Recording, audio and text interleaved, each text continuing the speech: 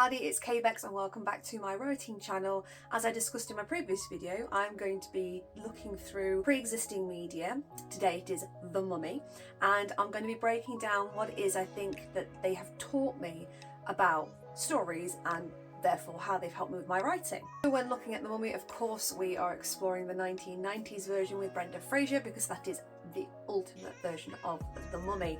And The Mummy taught me a few lessons about lovable characters and pace and excitement while still maintaining a level of comedy. If you have never watched The Mummy from 1999, in a nutshell, it is a mummy that rises from the dead in 1920s Egypt, and there's a whole cast of characters which suffer the consequences of the mummy rising and then ultimately put the mummy back where it belongs, in the afterlife. What I'm going to do is I'm going to start off talking about the narrative, and then I'm going to start breaking down the characters and what lessons I think they've taught me as a writer. First off, The Mummy starts off with a prologue.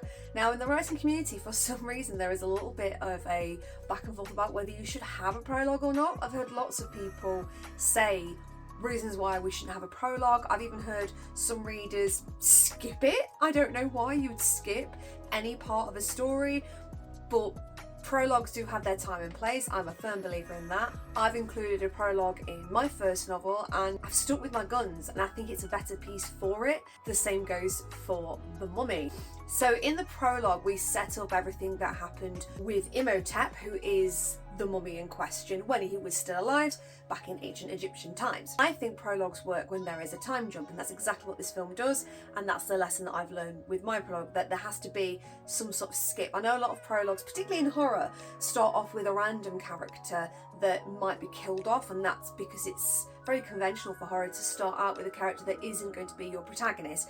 But in the case of this story, they are not the protagonist, but it's the backstory of the villains, so that we understand them before they become mummified, because when we first meet them, they are going to be a character that obviously can't speak English for a start, but also doesn't convey a great deal other than, scary.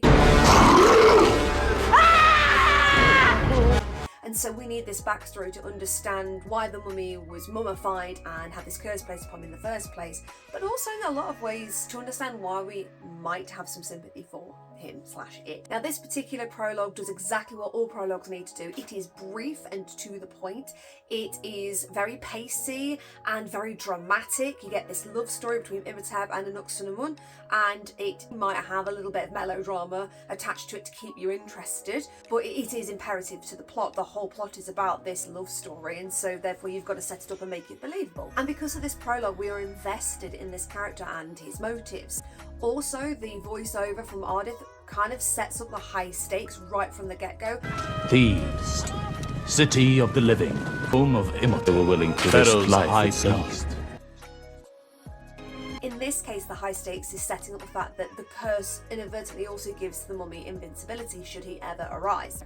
Then after the prologue, we jump into the setup, the beginning of Act 1. This includes our introduction to Rick, who I'll talk a bit more about later, and kind of a mini villain, Benny, and he's set up as, at the beginning, one of Rick's friends who is part of his garrison. Whilst they are looking for Hamunaptra, which is an ancient city supposed to be full of treasure, they are set upon by the Magi. The Magi are there to try and make sure that the mummy never rises. This particular part of the story is super important because it sets up the conflict, also introduces us to multiple characters that are going to be super important later, and kind of does like a Chekhov's gun type thing where you aren't surprised by certain things that happen later on. So Benny, for example, Benny becoming Imhotep's kind of like little lackey and being a bit of a weasel is set up immediately in this opening scene where Rick is shooting the Magi trying to protect his garrison, and Benny runs, and he doesn't blame him for that. He's running for cover. He sort of tells him to go inside the temple or the tomb, whatever it is, and Benny, as Rick is running towards the door, starts to close that door because he's trying to save himself. He doesn't care about Rick, and so that sets up what we need to know about his character and the conflict there. We also want to kind of follow this rough narrative structure in our story writing. Whether it's a short story or a novel doesn't really matter. It still needs to have a first act with the setup, and the setup usually ends with the inciting incident. You could argue that the inciting incident in this film is the mummy being turned into a mummy and having his curse sort of laid down, but I think it's a stronger argument that the inciting incident is the fact that Jonathan has stolen the map to Hamunaptra, that the map belongs to Rick, and then brings it to Evie. It's set up as an important moment because of the curator, who you don't know at this point in the story, spoiler alert, is a Magi himself. He burns the map, setting up obstacles that get in the way of the protagonist. Now, we are introduced at this point to our second protagonist, Rick, and Evie, who has been introduced in this scene, are equally as important. It shows a lot about her character. Again, I'll come back to her character introduction in a little while. Her and Jonathan seem to play well off each other. They really feel like they are siblings, and there's this kind of like putting up with some of the silly behaviour or kind of eye-rolling stuff, and I really enjoy that.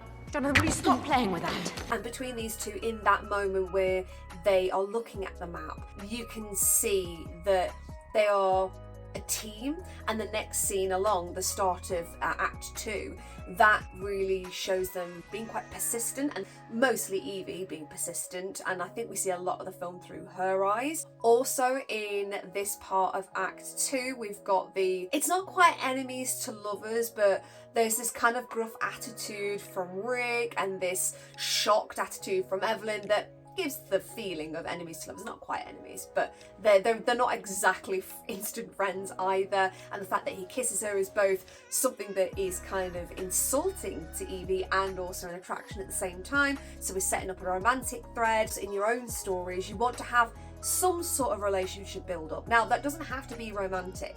If this story had been just a story about them interacting with Rick, getting to know him a little bit, but it was more about Jonathan and Evie, I think it still would also be a good film. I don't think the film completely rests on the romance. I'm not saying that I'm not pro Rick and Evie, because I totally am, and I really buy into their love story. I'm just saying that in your stories you don't have to focus on a love interest exclusively. It could be friendship, it could be a sibling relationship, it could be parental, whatever it is that suits the needs of your story. Evie, Rick and Jonathan have located Hamunaptra and are in direct conflict with a group of Americans who've also been in the pursuit of Hamunaptra, which I quite like. The fact they've brought in extra cast of characters, it works really well for action adventure. Be aware that having a large cast is quite detrimental to some novels, particularly depending how long you want to build characterization for each of them. So just be aware of not including too many characters in your stories. But in this it works well because the Americans are almost seen as this blob of people. They're not really that independent in terms of their characteristics. They're all just kind of yeehaw. You've got one with glasses. That's about the only way really you can tell the difference between some of them. We've got our main cast and we get individual character moments for them, so that's fine. And so both of these teams get to Hamunaptra, and while they're there, individually they interact with different parts of the mummy's curse. Evie, with her intelligence, finds a different route through the lost city and finds the mummified remains of Imhotep, and she's excited about that because obviously she's there for archaeological reasons. She's a librarian, she's really excited by the historical artifact, whereas the Americans are there exclusively for treasure. I guess Jonathan is as well, but Jonathan's with Evie, so he's gonna have to kind of do what she says. And they find the box that's got all of the organs in, and that box has a little inscription on the front that explains the curse. Now, this curse is a great way of the director and the writer showing increase in those stakes yet again, because it's a reminder of what happened at the start in the prologue, so it links back, but also lets us know some extra bits of information, like in this case the fact that the people who open the chests, they are going to be the ones who are the victims to Imhotep's attacks when he goes to get little canopic jars with his organs in and he kind of suckles all the life out of the Americans. I could talk a long while about the effects in this film as well. Trying really hard not to do that. My media brain is really excited by the transitions across different scenes and by like the puppeteering of some of these characters when they've been suckered out and look all really dried and wizened and things like that, but I won't talk too much about that because that's not to do with the plot or characters, but still. And it's this part of the story where Evie accidentally unleashes the mummy and she reads out a spell out of one of the little metallic books that have got spells in them, and she doesn't realise what she's doing, and the mummy rises and brings with him the plagues of Egypt, which is another way of building that excitement. In your own stories, you should, by the time you get to Act 2, really raise those stakes and keep continually raising those stakes. If you don't, things are going to feel a little flat. Now, yeah, this is an action adventure. Rising Stakes are very dramatic and action-packed. If you're writing a romance, that's not going to be conventional. But you still need to raise those stakes. So there needs to be something that gets in the way, more obstacles, more things that make you wonder, how on earth are our protagonists going to overcome whatever it is that has popped up? And that needs to be as early as sort of the end of Act 1, the setup, and the beginning of Act 2, which is where it happens here. And the more you watch, the more you feel like this was very inevitable, with the prologue setting it all up, and feels like a train that can't be stopped, which is great. The momentum really builds. Great example of that building tension and the rising stakes is when the American guy who's got the glasses, I can't remember his name, he ends up being the first victim of the mummy. You think that he's been saved at the end of that action scene where they first get away from the mummy because of the Magi pull him out of the lost city. Yeah, he's missing his eyes and he's missing his tongue, but he is alive. And that makes it all the more horrifying when only about 10 minutes later, when you think our characters might get away and might escape this, the mummy locates the Americans and is right in front of the guy, and he doesn't know. He thinks he's talking to an Egyptian prince of some sort. I say talking, see, he's trying to talk, isn't he? He hasn't got a tongue. Bless him. But there's a threat sat right there and he has got no idea until Benny delightfully reveals that this is the guy that took your eyes, took your tongue, and he's come for everything else. And that moment where the poor guy is like shaking in his chair and he's screaming, and you know that there's nothing that can stop this. That particular action in that moment, but also this mummy is now starting to enact his plan of sucking the life out of each of these people, and once it begins he's only going to get more powerful, so it's going to make it harder for him to be stopped. At this point I'd like to mention the fact that they do throw something in there that I think is really important for stories. They make it clear that Imhotep, whilst all powerful, does still have some issues. So for example, he is unable to face cats because cats are guardians of the underworld. The fear is there, and so the villain has a little chip in their armour no matter how invincible they are, and you have to have that. There has to be basically some sort of hope, and this gets used by Rick later, showing that it is a weapon in and of itself. Like he picks up a cat and like throws it in Imhotep's face, and that gives the audience some hope that the protagonist can see this through and solve that problem. If that hope isn't there, it kind of makes it really hard for an audience or a reader to keep continuing to root for somebody, because you think, well, they're gonna lose in the end anyway, so what's the point? Whereas this hope kind of makes you keep going, yeah, that's great, let's use that. And, or is there anything else that perhaps you could use against this bad guy? Then another example of the rising stakes towards the back end of Act 2 is Evie being named as the human sacrifice, because of course we said this is a love story, and Imhotep's had this weird obsession with Evie since he met her, and they figure out why. The curator, who is part of the Magi, now reveals his allegiances. Of course she's shocked. Like, it's always good to have a little bit of a twist at some point in the story. It doesn't have to be a major twist. This one is one that is kind of small really compared to everything else that's going on, so but as long as there's something in there that makes you go, oh, I never saw that coming, that's great. And in this case it's the curator, and he figures out that she's going to be a human sacrifice so that Imhotep can go and get his actual love interest, Anck-su-namun, back to life. And that means that we then have a wedge being driven between the characters, because Evie wants to persist in stopping the mummy. Rick just wants to protect Evie because he's already starting to fall for her quite hard by this point in the film. Jonathan is a little bit useless throughout the film, and so he seems to get a little bit more useless and flappy at this point, I guess because of his panicking about what could happen to his sister, and also knows that he hasn't really got a great deal to offer in terms of a fight, even though he has a little bit of pep earlier in the film when there's like guns involved. But the minute there's monsters, I think he's like, right, well, what am I going to do? And it also helps set up what's going to happen in the finale. So then we're moving into Act 3. So this act is often known as breaking into 3, and at this point you can't really slow the momentum down, you have to keep going. The Mummy is very, very good at doing this because we are constantly moving from different places. So we have the Mummy getting Evie outside of the museum, and then they get taken to Hamunaptra. Our other characters, whilst they're trying to get Evie, they go to a gentleman who's part of the Royal Air Force, then they start flying, then they meet them outside Hamunaptra, then you've got scenes where it's inside Hamunaptra itself. Even though they're all in close proximity to each other, there are lots of different settings to keep it interesting, And of course then the movement between those settings keeps the pace going, as well as the action as soon as the fights begin with the lesser mummies, when Imhotep is trying to stop Rick, Ardith, who is one of the Magi who's been helping them along on their journey, and Jonathan, when they're trying to stop this ritual sacrifice, they are having their own little fights alongside the main action with Imhotep. By the end of this act we have the resolution building. In this case, Evie manages to get the book from Jonathan, open it up and read the spell that strips the immortality from Imhotep and makes it so that Rick, a typical action hero, able to stab the mummy and finish the job, and he goes back to the underworld. But of course that can't be it. In an action adventure,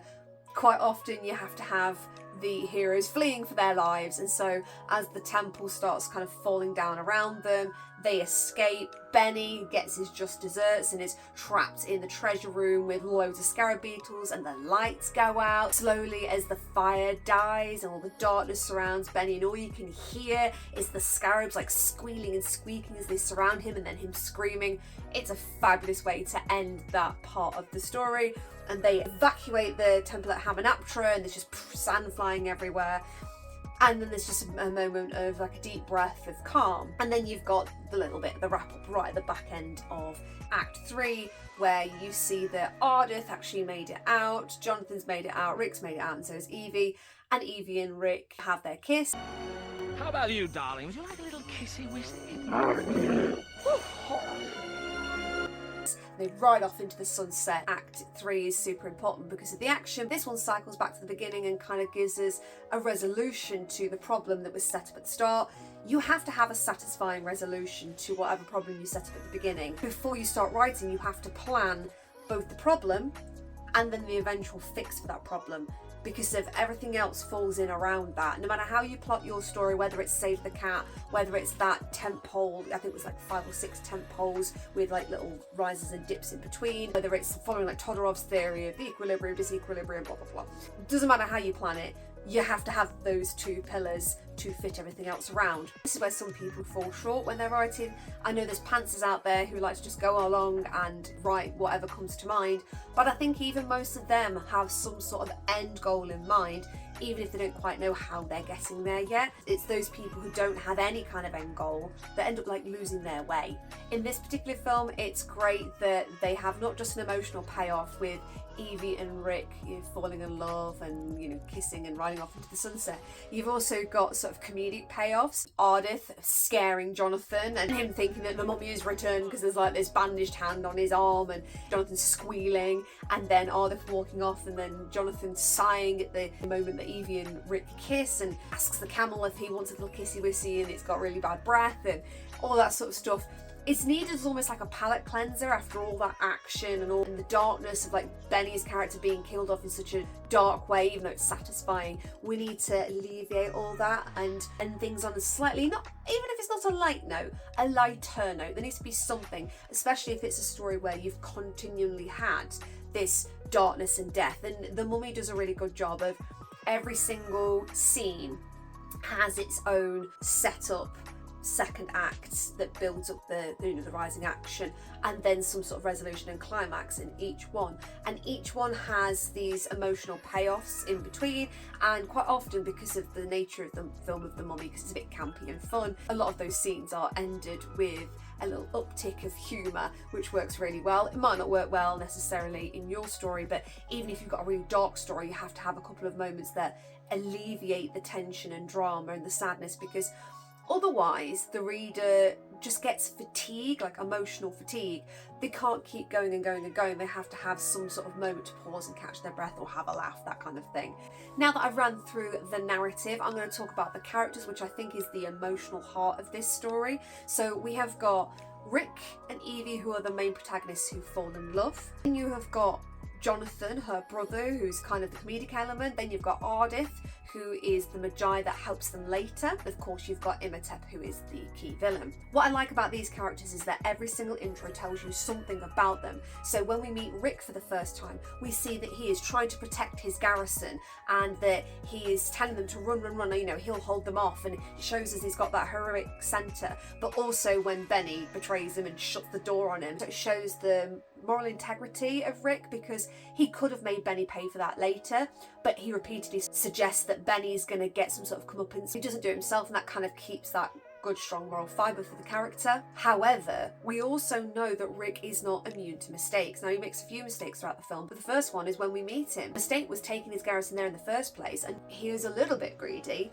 and a little bit selfish, and it's part of what gets his garrison killed. Now, he does try to prevent that, obviously, but you still can't escape the fact that he made a big mistake, and he later pays for the consequences of that. Then his character arc, when he goes back to rescue Evie because if he loves her, it shows that he has gone from a man who has some selfish traits at the start. He also doesn't want to stick around sort of around Act 2 when the mummy is killing people. He wants to flee and leave it as someone else's problem, and it shows a little bit of a selfish streak there, but eventually the goodness in him wears him down and he realises he has to go and do something, and he's the one who essentially saves the day. Then you've got Evelyn, or Evie, and her introduction. I love the introduction of her in the library.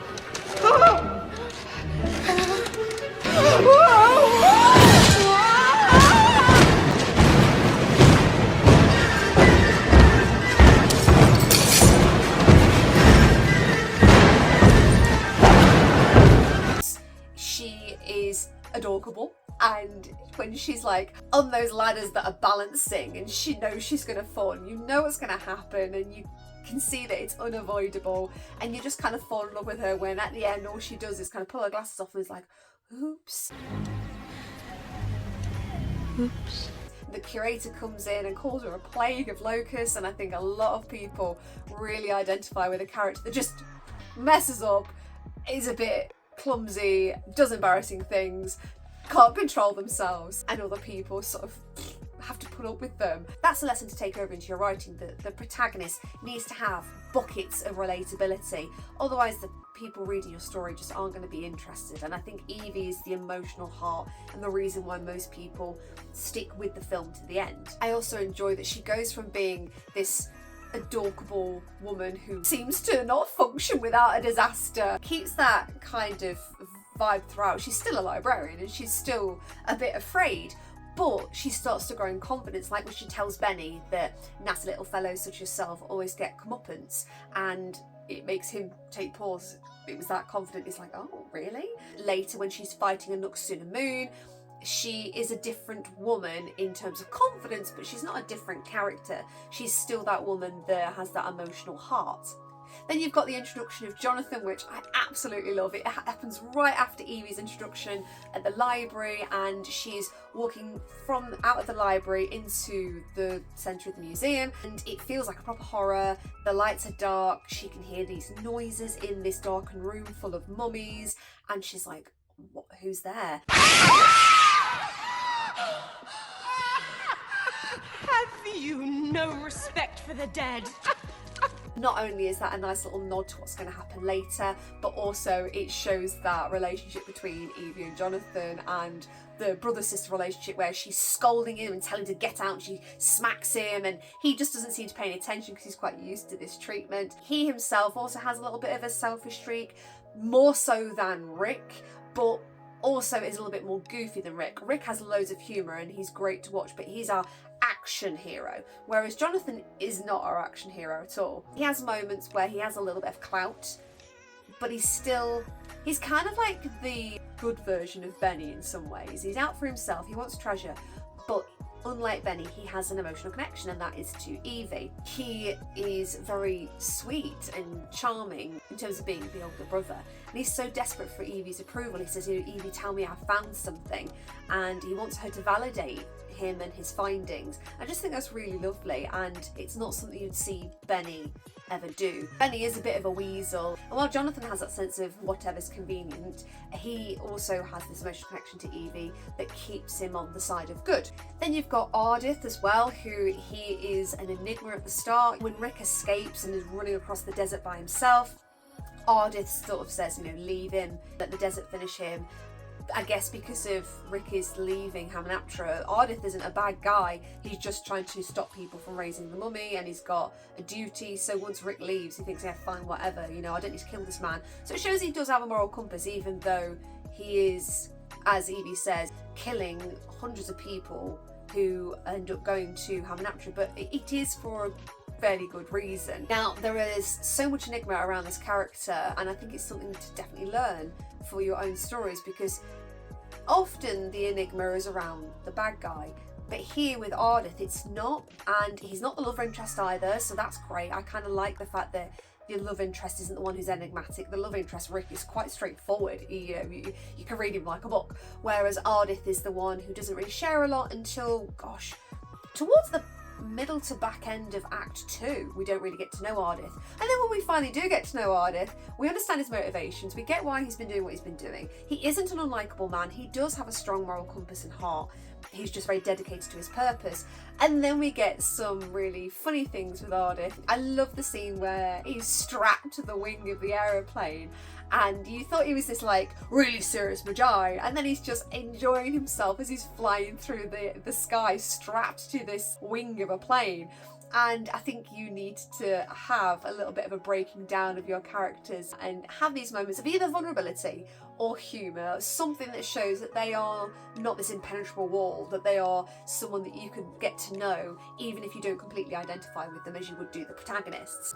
And of course, as I said before, you've got the introduction of Imhotep. We get to know everything we need to know about him and his love for Anck-su-namun, the fact that he'll do anything to keep her, including killing the pharaoh, which is why he gets turned into a mummy in the first place.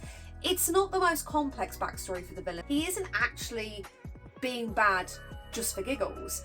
He only really kills people if it suits his mission. Everything else is just superfluous. It's like he has tunnel vision for her, and that is his flaw. Your villain has to have fatal flaws. This is a film that I learned a lot of lessons from in terms of storytelling and characters with heart, but also having action marry well with that emotional heart. There's not loads of films that manage to balance both really beautifully. Lord of the Rings, of course, does it exquisitely, but that has 3 films to do that in, and 3 really long films.